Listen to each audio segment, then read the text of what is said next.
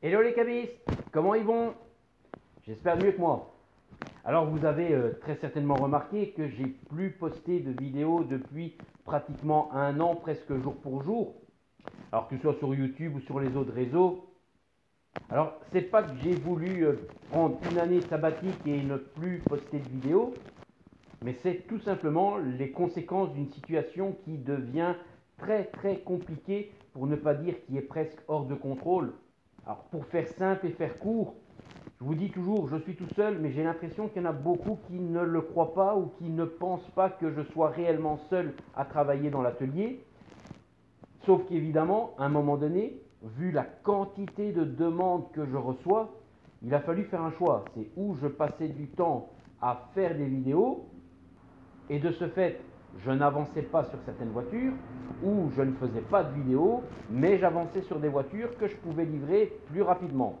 Alors je vous l'ai déjà dit également, hein, moi mon job, c'est pas d'être youtubeur. Alors oui, certes, sur papier, je fais des vidéos, je les mets sur YouTube, donc je suis youtubeur, mais c'est pas YouTube qui me permet de payer mes factures, le loyer, l'électricité, etc. C'est les voitures qui sortent de l'atelier qui me permettent de vivre et de payer mes factures. Donc à un moment donné, le calcul il a été vite fait. Est-ce que je passe des heures, voire des jours à m'occuper de faire des vidéos pour au final pas gagner grand chose, ou je sors des autos qui me permettent de vivre? Et de ce fait, j'ai tout simplement dit, ce mois-ci, j'en fais pas une, ce mois-ci, j'en fais pas deux, ce mois-ci, j'en fais pas. Au bout de 3 4 mois, je me suis rendu compte que les mois, les jours passent très vite, et je me dis que ça fait déjà quand même 3 mois, 4 mois. Bon, le mois prochain, j'en ferai une, le mois prochain, j'en remettrai une. Et de fil en aiguille, les semaines, les mois ont passé, et voilà, je me rends compte que ça fait un an, quasiment jour pour jour, que j'ai plus rien posté. Et bizarrement, ça m'a même fortement étonné. C'est en regardant un petit peu l'activité sur la chaîne, j'ai surtout, ce qui m'a fait regarder l'activité, c'est que j'ai reçu bêtement un message de chez YouTube, de Google, qui m'envoyait des confettis, des feux d'artifice. Et je me dis, tiens, qu'est-ce qui se passe? C'est pas mon anniversaire, pourquoi il m'envoie ça? Et de ce fait, j'ouvre le mail et je vois, bravo, félicitations pour votre 1 million de vues. Et je dis, quoi? 1 million de vues? Je sais, pas mal. Pour un petit comme moi, qui ne vit pas de YouTube, je dis, c'est pas mal, 1 million de vues. Alors, bien sûr, la chaîne n'a pas 1 million d'abonnés. On est quoi? 4000 et demi, 4006? C'est déjà super. Je suis déjà méga content qu'on soit une telle communauté. Plus de 4500 personnes, c'est déjà un beau petit réseau. Mais encore une fois, c'est pas YouTube qui me permet de vivre.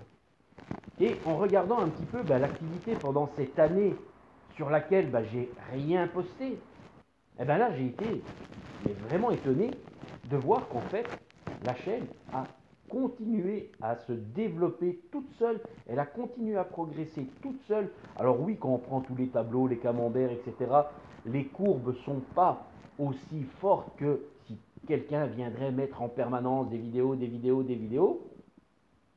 Mais au final, moi j'ai pu constater sur ma chaîne, et en tout cas dans mon cas particulier, c'est qu'elle a continué à évoluer, et au final, pas aussi loin que la courbe prévisionnelle que YouTube propose.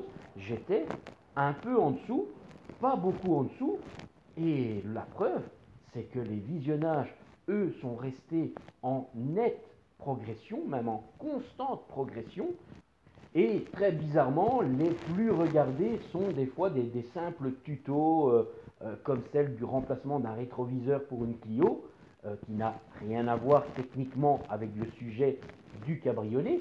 Mais un rétroviseur, ça reste un rétroviseur.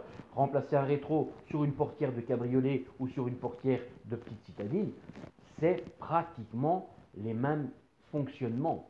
C'est toujours à peu près le même parcours. Alors évidemment, pour une voiture, il faut démonter plus que pour une autre. Pour une, l'accessibilité à la visserie est plus complexe que pour une autre. Mais voilà, au moins, celui qui est à la recherche de ce travail-là, il a déjà ou une base, voire un travail complètement réalisé sous ses yeux, si c'est pour une Clio 3.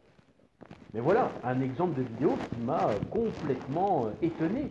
Je ne m'attendais pas à voir ça en top one de mes visionnages. Parce qu'il y a énormément d'autres choses qui après suivent, toutes les autres cabrios suivent derrière, que ce soit les achats de voitures d'occasion, surtout maintenant en début de saison, c'est énormément ça qui est vu, que ce soit les entretiens, que ce soit les pannes surprises, etc. Je vois que toute la chaîne est restée en ébullition. Moi, je ne l'ai pas du tout regardé, hein. C'est pas que j'ouvrais le PC tous les jours et que je scrutais, loin de là. Moi, j'ai mis ça de côté, je me suis occupé de l'atelier, j'ai essayé de faire tout ce que je peux, parce que là, vous croyez ou pas, mais je suis noyé sous les demandes, noyé sous le travail, et évidemment, ben, à force d'être tout le temps à fond, à fond, à fond, ben, tout ça a fini par ben, me rendre malade. Hein, entre la fatigue, les blessures à répétition, le manque de récupération, le manque de sommeil, ben, tout ça s'accumule, s'accumule, s'accumule. Et au final, ben, je tombe malade physiquement. Le moindre virus qui passe, paf, je me le chope et je me prends une semaine, 15 jours de médoc. Sauf que moi, je ne peux pas rester à la maison. Si je suis à la maison et que je ne travaille pas, il n'y a rien qui sort. S'il n'y a rien qui sort, il n'y a pas d'argent qui rentre. S'il n'y a pas d'argent qui rentre, je ne sais pas payer mes factures, je ne sais pas payer mon loyer. Donc, même malade, je suis obligé de venir. Quitte à rallonger la durée de ma maladie, mais j'ai pas le choix. Mais à un moment donné, il va falloir faire le halte là. Parce que je ne suis pas éternel, je ne suis pas incassable. Il faut à un moment donné que je puisse récupérer, me soigner correctement, arrêter d'accumuler des blessures à répétition.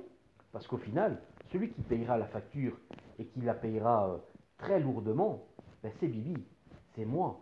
Donc je pense qu'on a tous intérêt, vous comme moi, à qu'à un moment donné, je puisse lever le pied, peut-être pas des mois, hein, mais quelques semaines, pour dire de récupérer, de retrouver une santé et de pouvoir redémarrer ben, en bonne forme. Ce qui malheureusement, on ne me laisse pas le temps de le faire. C'est en permanence, à bloc, à bloc, à bloc, à bloc, tout le temps, tout le temps, tout le temps, tout le temps. Ça fait mine de rien 4 ans maintenant que je suis plus qu'à bloc.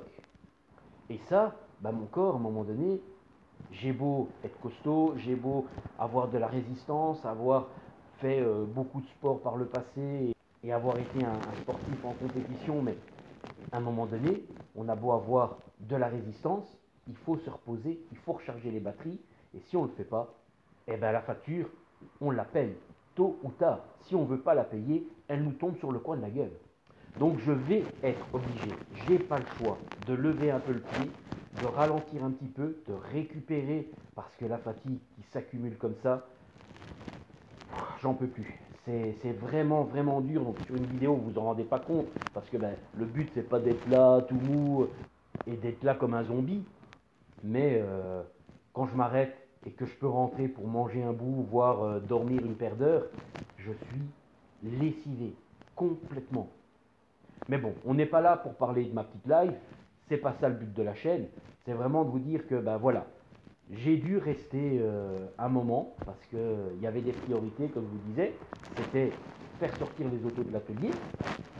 Et j'ai mis la chaîne au départ pour quelques semaines de côté. Ces quelques semaines sont transformées en quelques mois et ça finit maintenant que ça fait un an. Et oui, ça fait un an déjà. Donc le but c'est quand même de vous informer, vous expliquer un tas de choses. Parce qu'évidemment pendant cette année, j'en ai vu des vertes et des pas mûres. Et pas une ou deux, hein, à l'appel. Hein. Là, je peux vous dire qu'il y a des futurs sujets auxquels j'ai pu réfléchir et me dire tiens, ça ce serait bien d'en faire une vidéo, ça ce serait bien d'en faire une vidéo, ça c'est un bon sujet aussi pour expliquer. Parce que là, franchement, où il y a de plus en plus d'arnaqueurs, où vous êtes de moins en moins attentif. Là, franchement, ça devient vraiment, vraiment chaud parce que les quantités de demandes sont hallucinantes.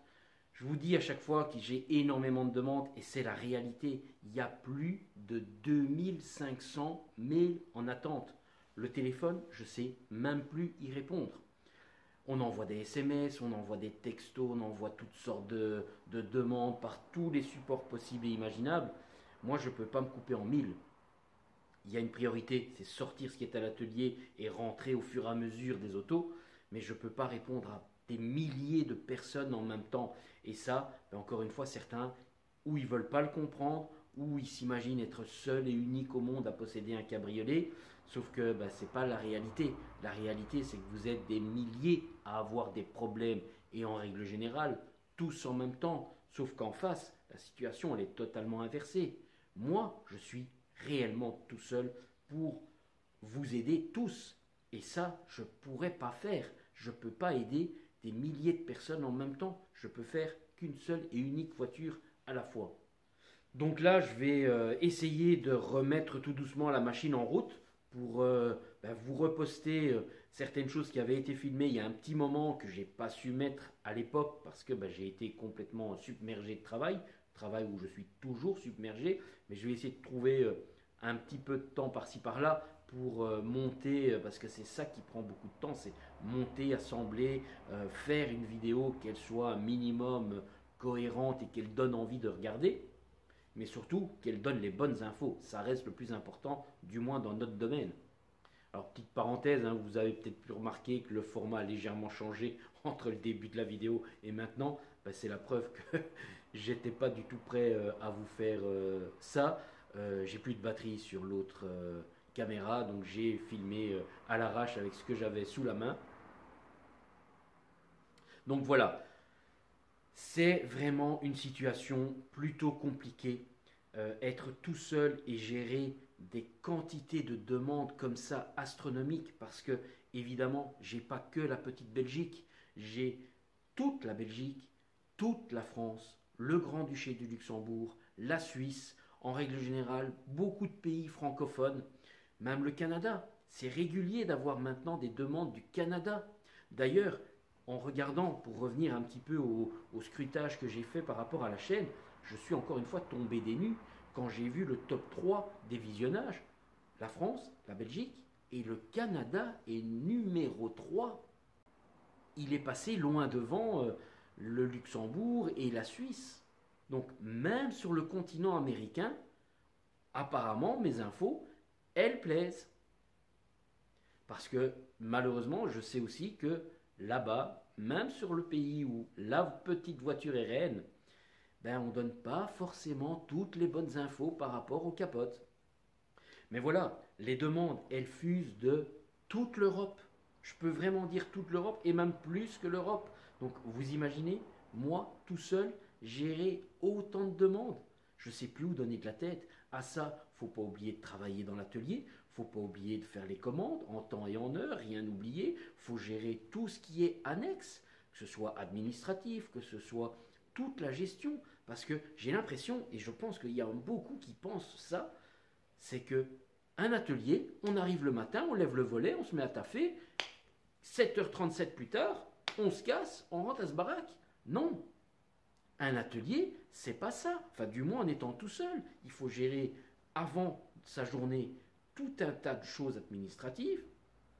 Souvent pendant la journée, encore gérer des imprévus. S'il faut aller chez le comptable, c'est pas à 22h au soir qu'on va chez le comptable. On va chez le comptable pendant des heures de bureau. Et bien là, il faut arrêter de travailler pour y aller, etc. S'il faut aller à la banque, même chose. S'il faut aller pour un document administratif dans une administration quelconque, encore une fois, c'est la journée.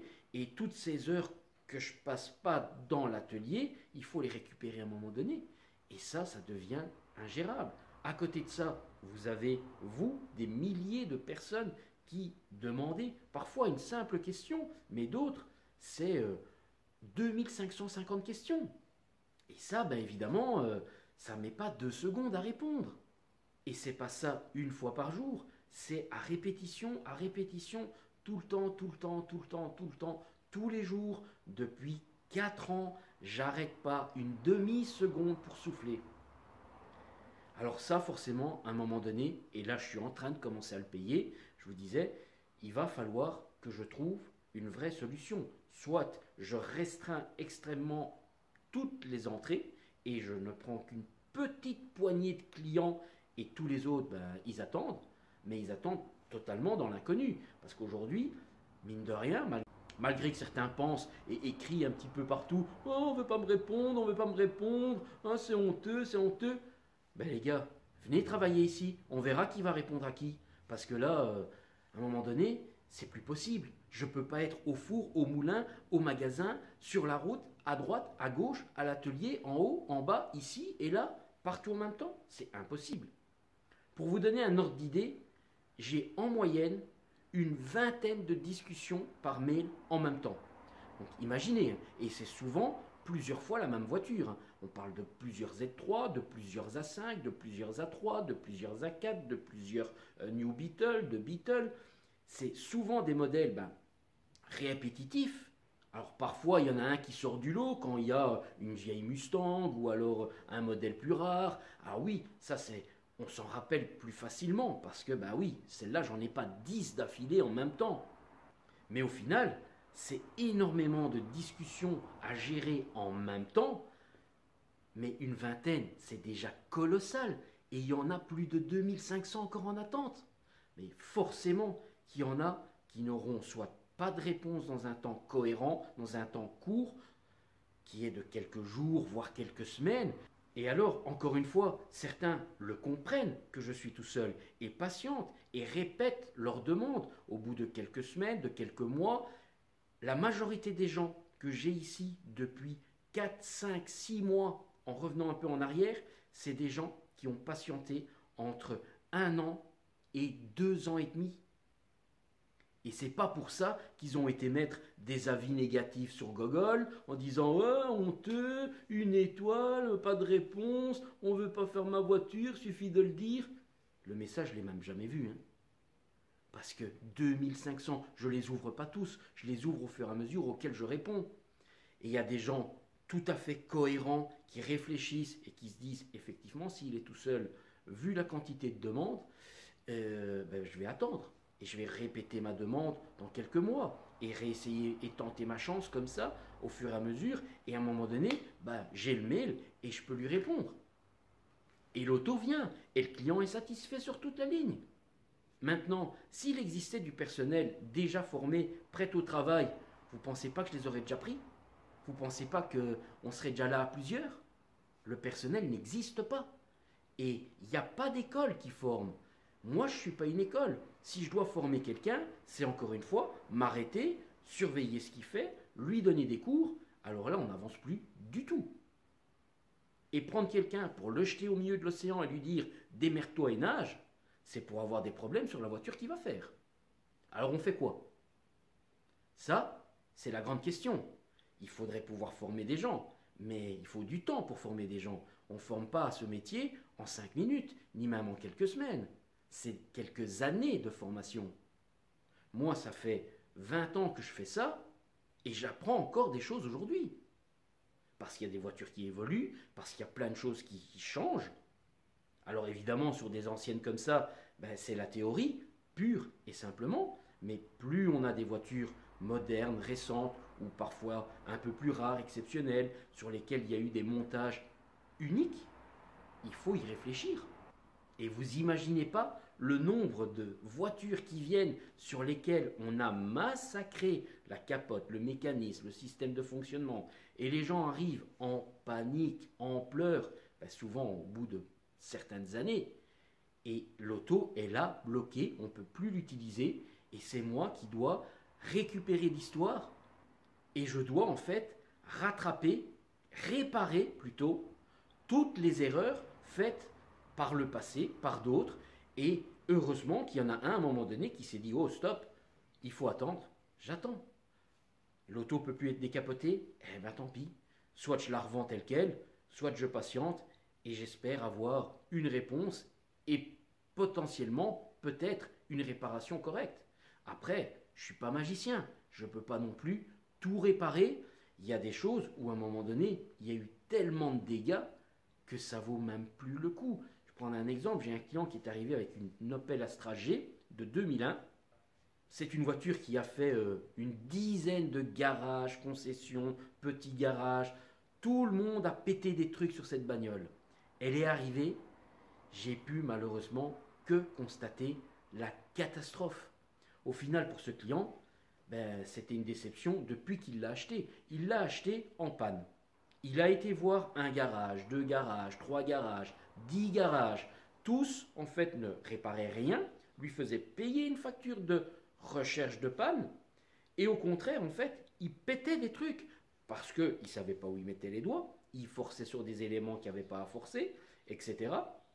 L'auto est arrivée ici, je lui ai montré point par point tout ce qui n'allait pas, élément par élément, cassé, cassé, cassé, cassé, problème, câblage arraché, et ci, et là. Au final, à vue de nez, je lui avais déjà montré une montagne de problèmes, sauf que tous ces problèmes cumulés les uns aux autres allaient rendre cette voiture hors de prix à la réparer.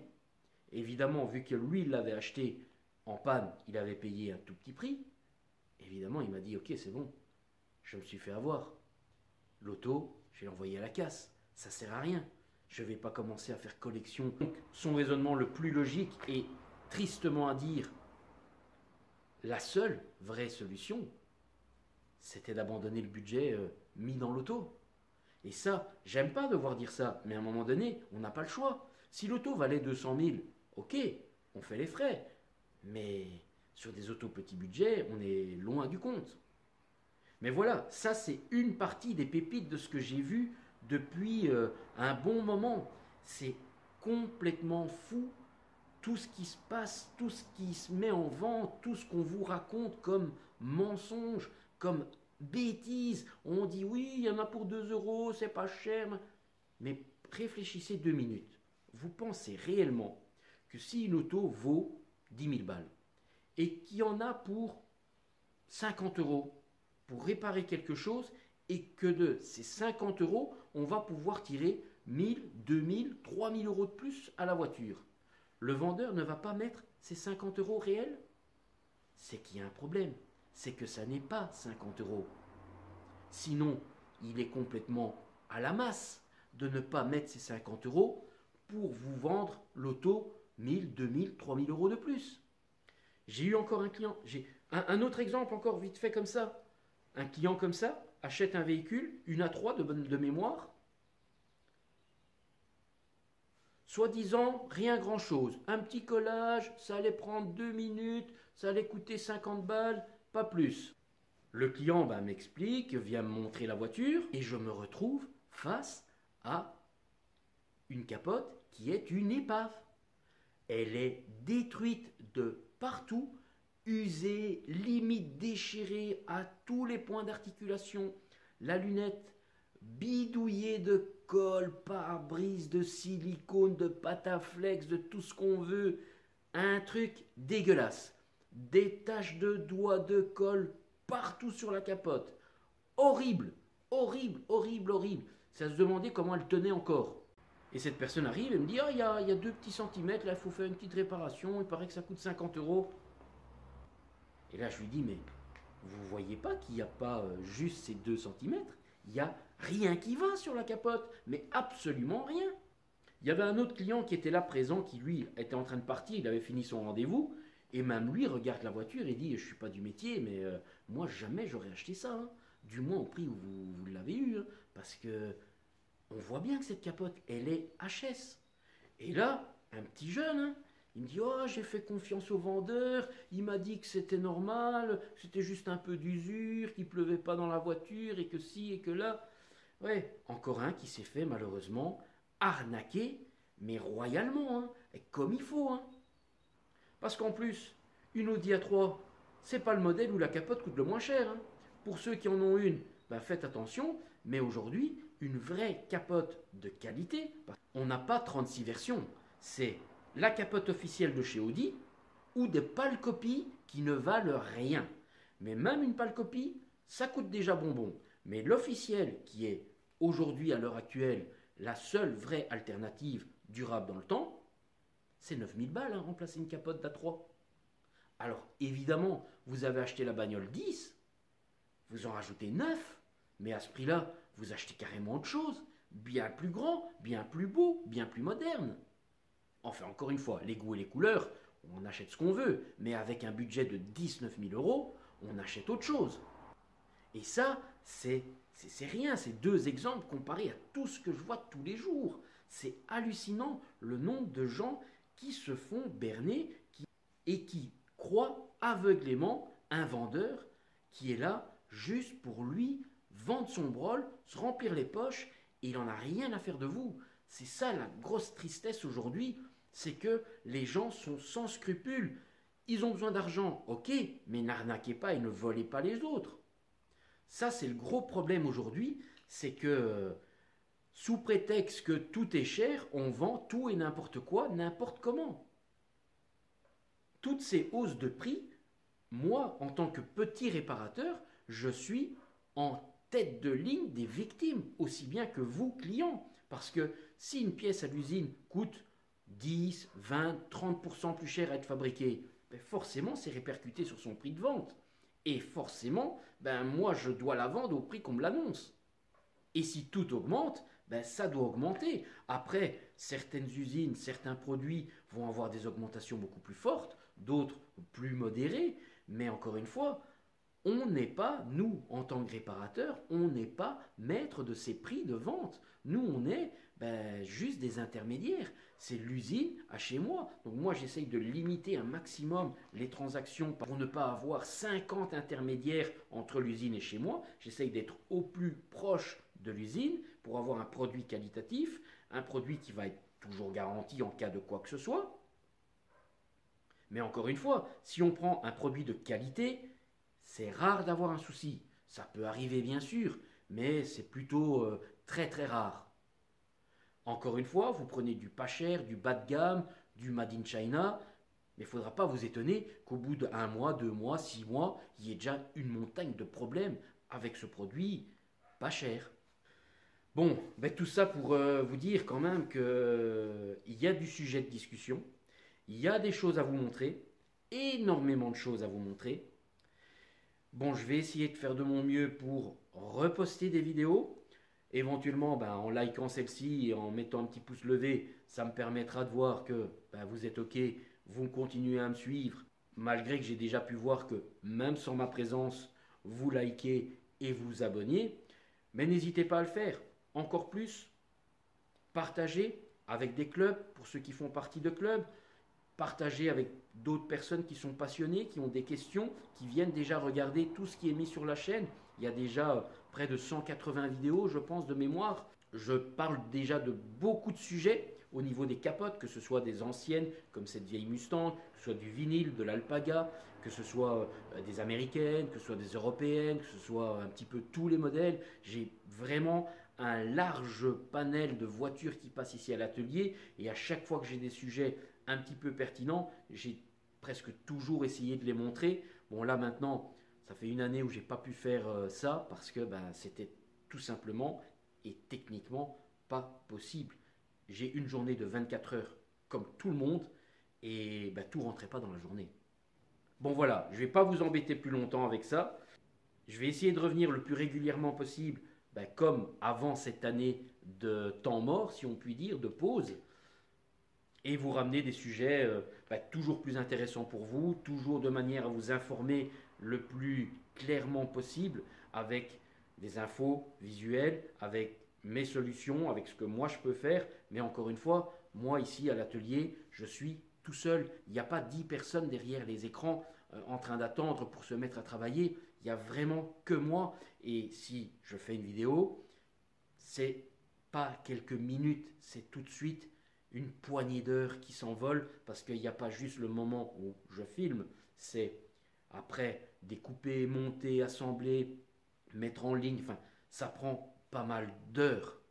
Alors ici je vais faire le maximum pour me remettre un petit peu le pied à l'étrier et vous poster des choses qui vont être, je pense et j'espère pour vous, le plus pertinent possible, afin que vous évitiez d'avoir toutes ces erreurs et que vous puissiez éviter surtout tous ces pièges souvent malhonnêtes, parce que à part ça, je ne vois pas d'autres raisons. C'est pas le fait du hasard que je savais pas, j'avais pas vu. Non, en règle générale, le vendeur, il sait très bien ce qu'il vous vend, et lui, il essaye par tous les moyens de vendre au plus cher. Bon voilà, on va en rester là pour cette fois-ci. N'hésitez pas à vous abonner si ce n'est pas déjà fait. Likez la vidéo, ça me permettra de voir que vous avez envie que je revienne et que je continue. Allez, à la prochaine. Ciao, ciao.